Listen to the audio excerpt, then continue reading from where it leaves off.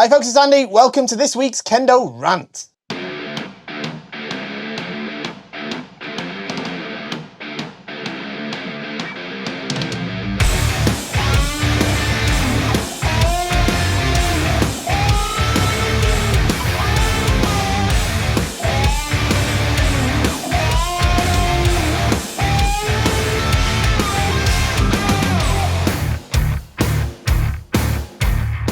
Okay, so here we are for another week of fantastic questions. We're going to jump to them in just a moment. But before we do, don't forget the YouTube magic. Like, share, subscribe, leave a comment, enable notifications, ninja robots grow, Kendo population 25 billion, increased by all that stuff. You know the script, all right?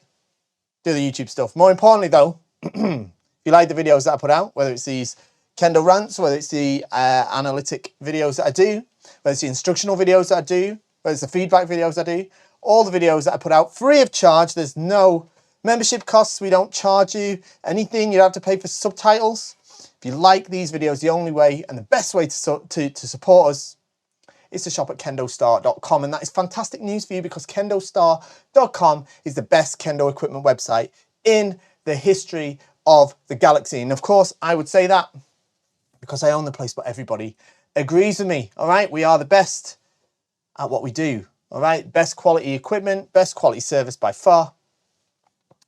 We're established business. Look, we're KendoStar. All right, we're the best at what we do. All right, everyone agrees. So shop there. Okay, let's get into these questions. Okay, because we've got quite a few. Lots of them relating to a tournament that happened at the weekend. Seems like it was a pretty big one. WKC, something like that.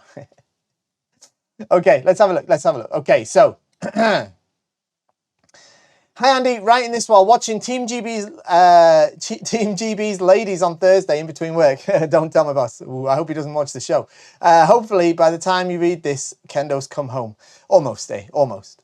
After every World Cup, FIFA published a technical document which describes formations, player roles, shots, passes, playing styles, and lots of other interesting technical information about the ways the team in the competition play.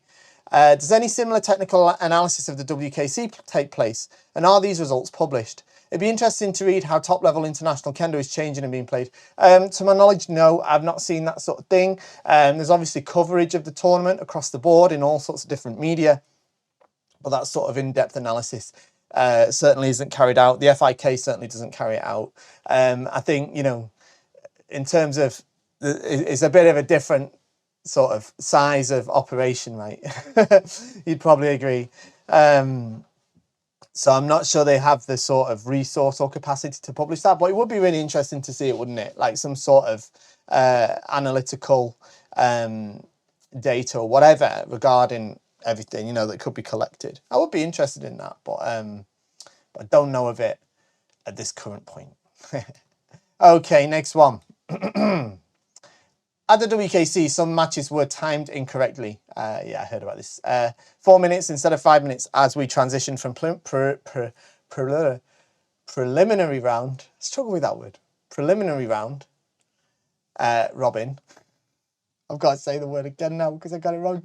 Preliminary round robin. Why do you have to put all those R's there with the L's? I lived in Japan for 8 years, it's hard for me. Preliminary round robin into elimination matches. What's the procedure for what happens? It seems unfair to the competitors if they don't get to play the full time. Also, congratulations to your daughter on a spectacular performance. As people who were there, I'm curious how the floor was, as a lot of comments are about how slippery they were. What made the floor slippery? Lastly, I never competed at a level where coaches could raise flags or go to the shimpan table. What are those coaches' challenges and what are the guidelines around their usage? Thank you. Okay, great. That's good. Yeah, there was a situation. I didn't see it. I was told about it, and I was told about it by a very reliable source, shall we say.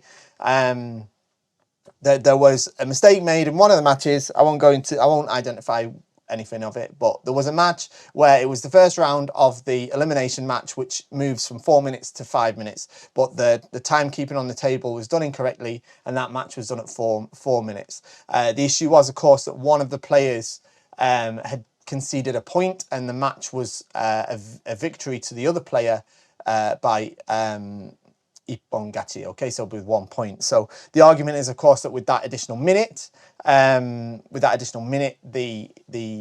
losing player could have had the chance to, to take it back. Now, what I understand what happened, what I was told has happened, is that once this was found out, obviously the complaint was raised. I believe that the complaint was raised on both sides, both with the player that lost, the team that, who the player was from that lost the Shiai, and the side of that won the Shiai. I believe they both agreed that they should play the additional minute, so that match could be sort of run to the full regulation time, which I thought was admirable, especially from the side that was the winner, and that's what I was told anyway. But the final decision, I believe, rests with the shimpancho, who rules that the result should stand as it is. So that is it is what it is. So I guess that's what the procedure is, essentially. So yeah, whether we think it's fair or not, I guess that's the procedure. Regarding my daughter, yes, she did very well. She did very well. I was very proud of her. The floor was like a kind of kitchen laminate flooring type thing, on top of some sort of thin padding over concrete. So it didn't have very much spring to it, and I think, yeah, it seemed like it was quite slippery. I think it was particularly slippery if you had some kind of pad or protector on. Like if you go in the kitchen when it's got that laminate flooring and you've got just your socks on, and you start slipping over. I think it's probably a bit like that. Obviously, I didn't play in the tournament myself, but that was the sort of impression that I got. In terms of raising the red flag, for the coach or the manager, it's the manager actually that can do it rather than the coach, but either can do it in this case. It's called Iggy. It is in the rules. My rule book is in my stuff downstairs. But essentially, they are allowed to do that when they want to check if the rules have been applied properly. All right. So it can't be used to challenge the decision of the shimpan. Okay.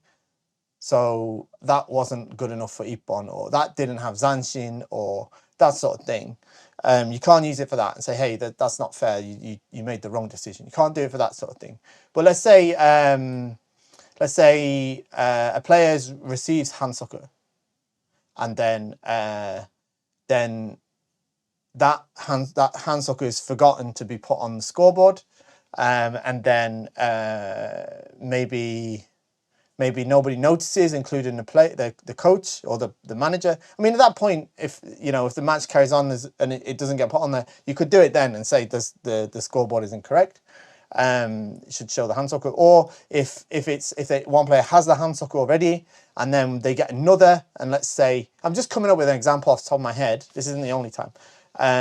Let's say they get their second hansoku, but the shushin calls it as if it's the first one, so they just say hansoku ikkai again, and then don't give a point to the other side. You could raise it then, because that's an incorrect application of the regulations. Yeah.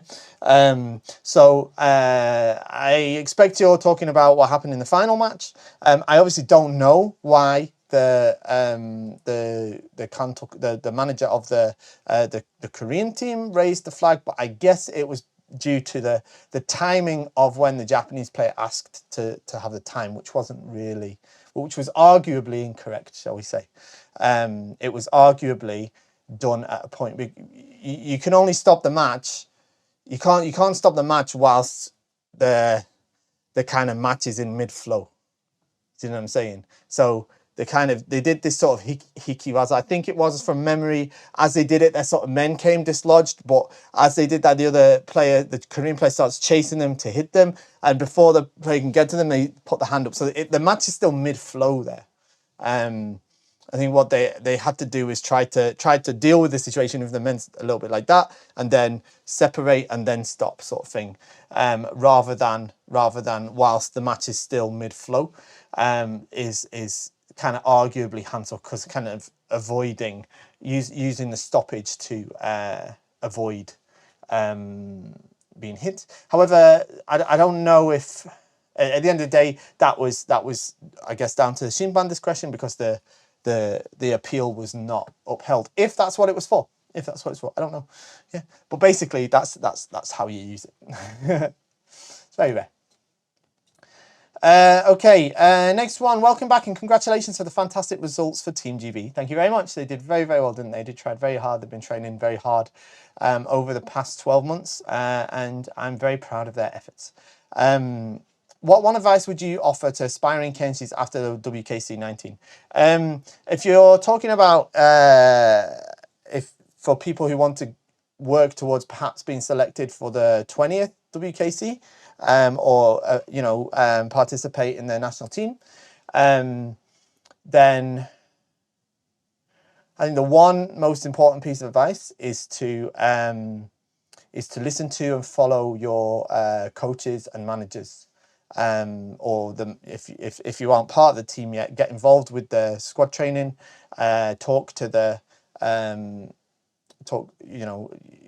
get involved in it somehow, and then follow the direction of your coaches and managers, because they're the ones that know. They've been put in that position. And I can tell you from my experience, as someone that's been the coach of our team for a year, they're the players that improved the most and really performed well, regardless of any results. I'm not talking results wise, but the players that perform the best and who I think our team sort of derived the most value from were the ones that really got on board with myself and our manager and the direction that we were taking the team in. So my one piece of advice would be do that. Just get on board with what they're doing and just take it and run with it, because they're people that you can trust to do that. And at the end of the day, they're the ones that decide. Right. Hey, Sensei, a couple of questions from the WKC. I thought I'd see if you have any insight. One, are the shimpan multilingual, or are instructions just given in their native language and hand gestures need to be understood? When explaining reasons for hand soku, for example, I'm going to just correct that because hand soku, yeah. Two, it seemed that there were way more pauses and gorgi, than last time, or really any tournament I've watched. Is that an accurate view? And if so, do you have any insight as to why that was? Congrats to the GB team for making it so far, and to your daughter as well. I hope you guys all had a blast. Okay, that's brilliant. Great questions. So first, no, the shimpan are not multilingual. Some of them are. But I did hear gossip from some of the non-Japanese speaking shimpan were feeling frustrated that some of the sort of shimpan were only able to communicate in Japanese. So there were I think there were efforts made to pair shimpan groups together where at least there were shared languages. So maybe someone could speak English and Japanese, and then maybe one could just speak Japanese, and then maybe one could speak English perhaps as well as another language, or maybe not English, maybe another language and Japanese and that sort of thing. I think, but I don't know. I think a lot of it had to be done through gesture and mutual understanding of sort of key words, like hansoku or something like that. And then two, yeah, there were a lot of pauses, gorgi, because there's a couple of reasons. One is that so I think it was always going to happen, and it's natural at this kind of tournament, because what we're looking at is, this is the first time they're using the provisional rules around Tsubazeri about what is fair, about understanding what is fair in terms of doing Super ZEI, in terms of separating from Super ZEI and all sorts of other things. And what you've got is, unlike a different, like a different tournament elsewhere, even like in Japan, it's not like a local scene where, like here in the UK, for example, we've kind of got to this point where all of us that do refereeing have got this kind of feeling for how we feel it to be fair, but that might be different to how they do it in another country, right? So what you have is, you've got referees from all different countries that have got different ideas of the overall application of these regulations, and then you've got players from all different countries who are performing Shiai in those environments. So, of course, it was always going to happen that there was going to be sort of mismatches, and yeah, we were going to see this until, and I think it's natural, and it can be unfortunate a bit, but I think it was always going to happen. So, I think it's just part of the course in a way, and I don't think it's the end of the world. To be honest, I think the referees were mostly the referees were like kind of pretty much on a similar sort of feeling for it, I think, from what I saw. But again, I didn't sit and watch all the matches. I was focused on just the matches I was dealing with. But I didn't. It didn't seem too bad. So yeah. I think one of the things that I found especially interesting, and it's something that I'm going to take away, and it's a little bit of a tangent on this, something that I'll take away as a coach going forward, is that the bar for the bar for being awarded a point is somewhat higher than in local tournaments, and certainly even at something like the European Championships. So I think that's something that that definitely was an interesting takeaway, and something that needs to be considered. So, for the most part, anyway.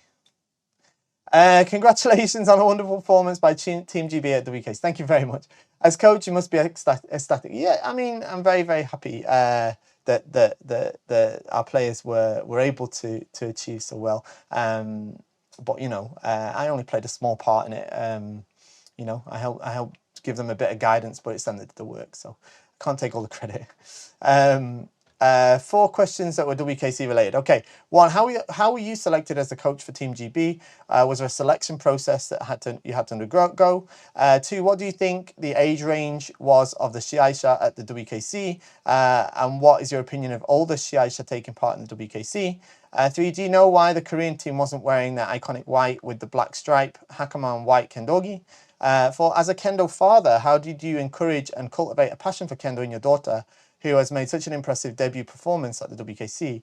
Okay, so in terms of how I was selected, I was basically approached by our federation after the last European Championships, because they were looking to take the team in a new direction, and they asked me if I'd be interested in the job, and I certainly was. And they knew that I was interested in it previously. I had been part of the coaching team before, and yeah, there was there'd been talk of in the association of having me do it for quite a while.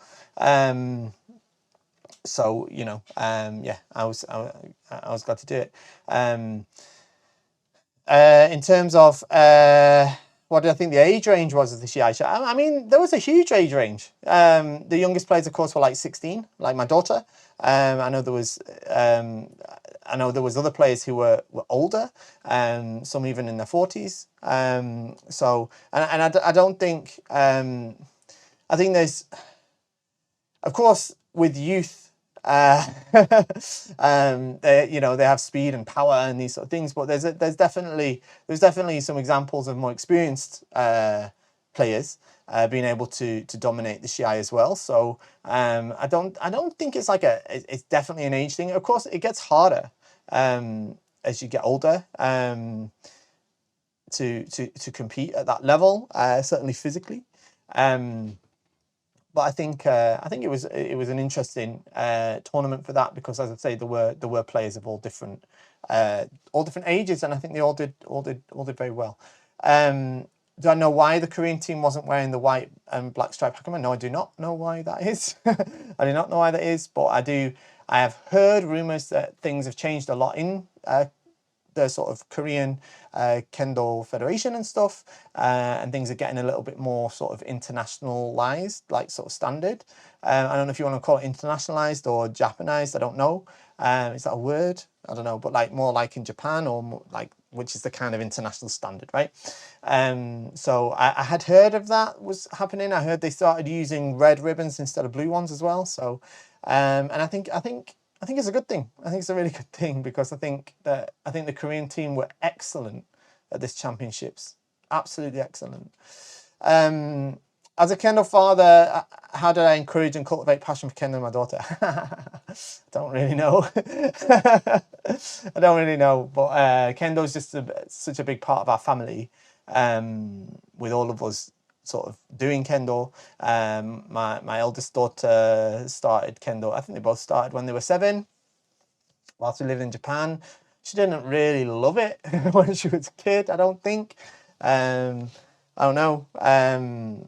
But I think it was always a good thing for her to be involved in. So, you know, I've always encouraged her as much as I could, but I've been very careful to try and balance between being encouraging, but also not being realistic. So there's been times when I've been quite strict or honest or whatever with her, which sometimes hasn't been easy for her. But you know, but she's sort of, in the last couple of years especially, I think when she started, when she was about 13, 14, she started to feel a little bit more competitive, and I think she started to be a little bit more hungry to join matches. She wanted to join in the European Championships, and she qualified through the selection process that was in place at the time. She wanted to join in the Junior Championships for that, but then it was the first one after COVID. So I think it would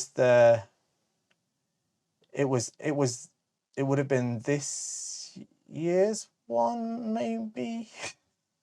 I guess, I don't know. Maybe last year's one. I'm not sure. I think it was last year's one. Where she was, but they changed the rules anyway. You used to be able to join the Junior Europeans when you were 15, and then for that one they changed it to 16, so she wasn't able to. And I think she felt really well. She was really upset that she was not able to do that. And I think that kind of lit a bit of a fire in her to kind of come back a bit stronger. And then when she set her sights on the WKC, she really pushed herself towards it as hard as she could. And I think she's done a really good job of it, to be honest. So, yeah, it was last year's EKC. It would have been. She would have been 15 then, yeah. So, because she's 16 now. So, the EKC last year, she was, yeah. But yeah, she's done a good job. And you know, I said to her probably about a year ago that you know, she wants to do it. You know, if she wants to push herself towards the WKC, she can do. But you know, I won't support her doing it sort of half-hearted. If she does it, she has to do it like everybody else. Just because she's my daughter doesn't give her any sort of slack. And she was well understood and understanding of that. I made a very clear point to make sure she was aware that I wanted her to do it for herself. I didn't want her to do it to please me or to her mum. You know, I didn't want her to think that she was doing it because she had some sort of responsibility to carry on a sort of family legacy or anything like that. So you know, but no, she wanted it for herself, and she really stepped up. She's really pushed herself over last year. You know, of course, she's been up and down. There's been times when she's been a little bit, you know, struggled with it a bit. But we got through it, and she's trained every day. She's, you know, we've done we've done Kendo maybe 3 times a week. maybe a bit more if we can. Sometimes at our dojo, sometimes privately. She's had me getting up at 5 o'clock in the morning to take her to the gym before she goes to school. She's been getting up doing suburi before she goes to school, all these sort of things. So, you know, it's not really so much that I pushed it on her so much. I mean, she's grown up around it. There's no doubt about that. But it came from her in the end. So yeah. Next one. Hi Andy, I attended the championships as a spectator and I love watching the best from each country go against each other. Whilst the Japanese players are clearly the best, I did see some matches where the difference perhaps isn't as great as it used to be.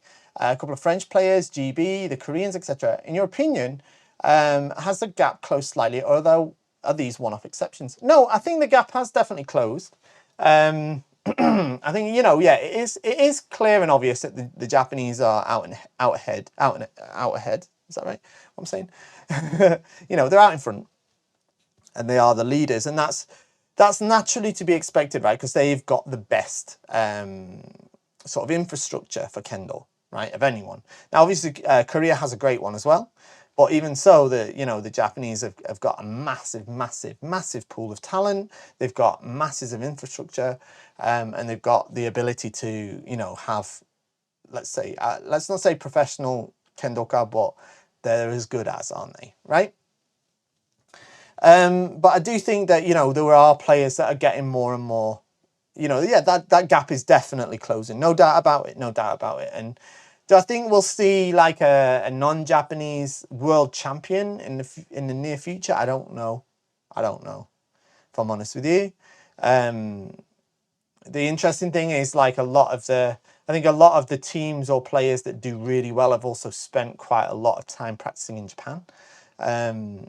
So there is definitely that element, but I don't know. I mean, it's clearly narrowing. All right, it's clearly narrowing, but to what extent that will go to, I don't know.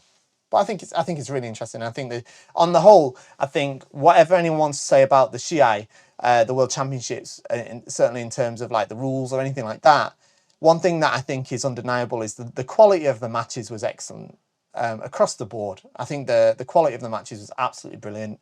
It's got to have been the highest quality of Kendo I've seen in any of these. Next one, Greetings Fish Sensei. In your opinion, what team was a surprise in the WKC? And did you miss Korea in white? What team was a surprise? I feel like saying Singapore. Because they are the ones that defeated GB in the men's event. But I think there were lots of teams that were a surprise. I think Sweden are a fantastic team. Their coach, Arai Sensei, has been doing a great job with them. He's a good friend of mine from many years ago, but he's done such a great job with them. I think they're a great team. I think it's a bit of a controversial one, but Korea were a surprise in a good way. And I know they, especially in the individuals, they didn't achieve the results that they normally achieve potentially in the past. But I think the Koreans are great. I really do, and I think they played really well. I think their Kendo was really good.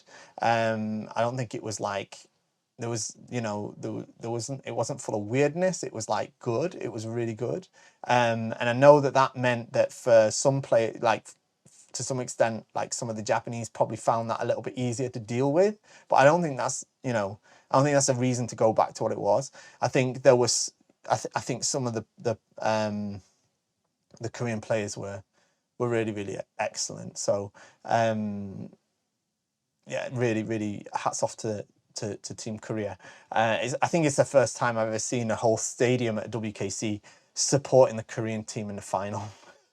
And it's not like they were against the Japanese. It was just that, like, they were you know, I think on the whole they were demonstrating really nice Kendo, good spirit. I don't think there wasn't the kind of palpable animosity that was felt in the past, which I felt was really nice. So I really enjoyed that, and I do not miss them wearing white. I hope they carry on doing what they're doing. I hope they keep doing as they are.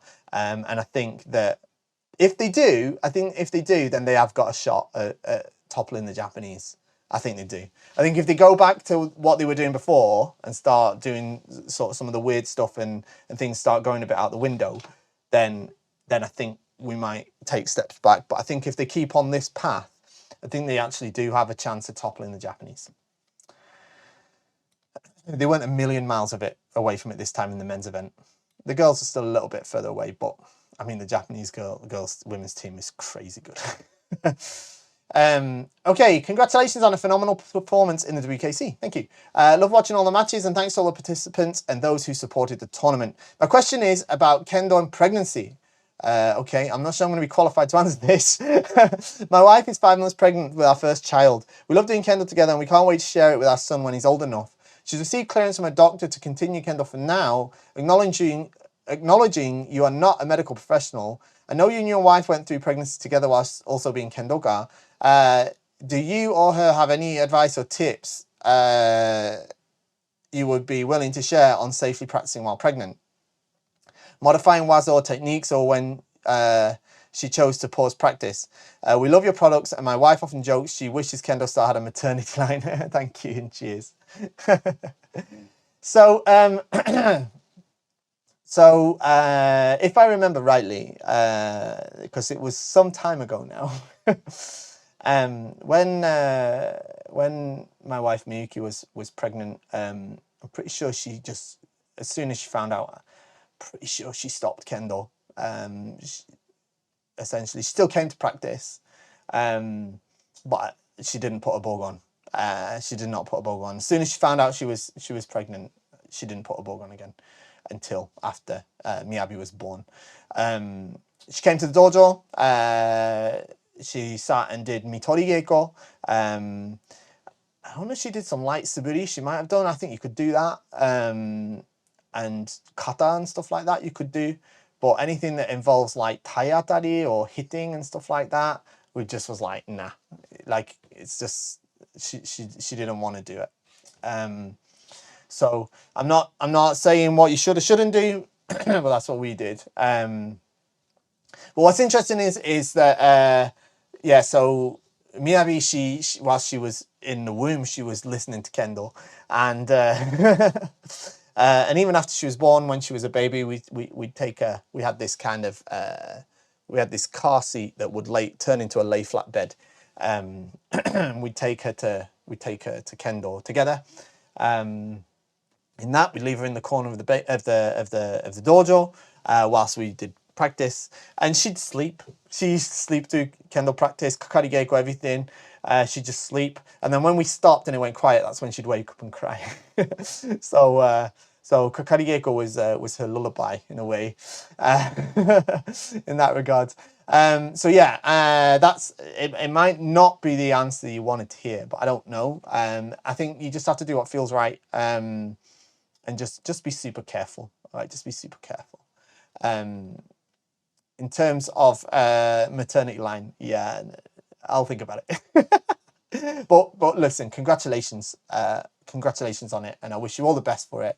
And I hope that it's I hope that your son, when he's born, learns enjoys Kendo with you, and you can do it as a family. I hope so. Would you be willing to give a detailed and honest commentary on your daughter's match versus Suenaga, please? Congrats to your family for great results at WKC, first WKC. Yeah, so I saw this question. I asked her about it. She's happy for me to do that. I don't know. Maybe I'll get her on the channel. Maybe I'll watch it together with her, and you can have her comments as well. What do you think? Let me know in the comments down below if you'd like to see that. See what she wants to do. I'm not sure she'll do it but I'll ask her. She probably would. She's more famous than me now, so. Hi Andy, I'm watching the WKC and rewatching previous All Japan Kendo Championships to get some inspiration for Wasa. Great. I realized that I could classify Wasa like hickey Wasa, harai Wasa quite easily, but I'm confused on how to classify straight small menko. I've heard the term Tobikomi Waza used to classify this kind of strike. I've also seen that it describes the timing more than the shape of the strike. Can you explain more on this? Thank you so much, and congratulations to Team GB and Miyabi Fisher for top 8 and the Fighting Spirit Award. Thank you very much. I'll pass that on. And I think you also added this. Maybe shed some light on Hikibana Waza as well. Hikibana. Okay, so the first thing I'd say on this is I think you don't need to worry too much about classifying Waza into certain categories. All right. I did that like for years. I was like, oh, that's Suriage Waza, that's Kaishi Waza, that's this Waza, that's that Waza. And then like when I moved to Japan, like it was all interchangeable. Like different people said different stuff, like because it's not terminology, it's language. So so I wouldn't worry about it too much. But if you're talking about when somebody's just there and they do the small men, bam, men like that, yeah, it's just called Tobikomi men. It's just called Tobikomi men. Tobikomi means to leap forward and hit men. Okay, so it's nothing to do with the shape of the strike. It's leaping forward and hitting men. And in the Shiai, it's always the small men, pretty much. So, in terms of Hikibana is when like is it when it's not in the official book, right? It's not an official term as far as I'm aware. It's probably in the the dictionary though. I think it's when you hit them as they're stepping back, or you step back and they follow, and that's when you hit, something like that. Hikibana, like linguistically, it kind of sounds to me like it would be you hit them as they start to step back. Rather than debana, which is hit them as they start to come forward. Yeah, I wouldn't worry about it too much. All right, I know that's not what you want to hear, right? But it just doesn't work like that. Like this is strictly this. You ask 10 different senseis, they call, you know, the senseis that call Suriage Waza Kaishi Waza. So you know, yeah. Hello, Andy Sensei, and congrats to you and your daughter for this WKC participation. Thank you very much. I have a question. I noticed everyone did probably that the number of players slipping on the Shiaijo was most likely above average. Was that the case in the whole venue, in every Shiaijo, or was there some particular areas affected? Perhaps by lack of proper ventilation. No, similar to the earlier question, it was the whole venue, and it was in the warm-up area as well, because it was the same type of flooring. It was the material that they used to cover the floor with. It was like this kind of laminate wood flooring that had a kind of, I think it was like a veneer on it or something. I don't know, but it was it was the same across the board. So I think it was worse if you had some sort of supporter on, like I say, because it was more likely to be slippery. I didn't practice on it myself, so couldn't say for certain, but I think that is the situation there. And there we are. We're at the end of the WKC special Kendo rant. I'm glad we made it there without anybody asking me about the finals.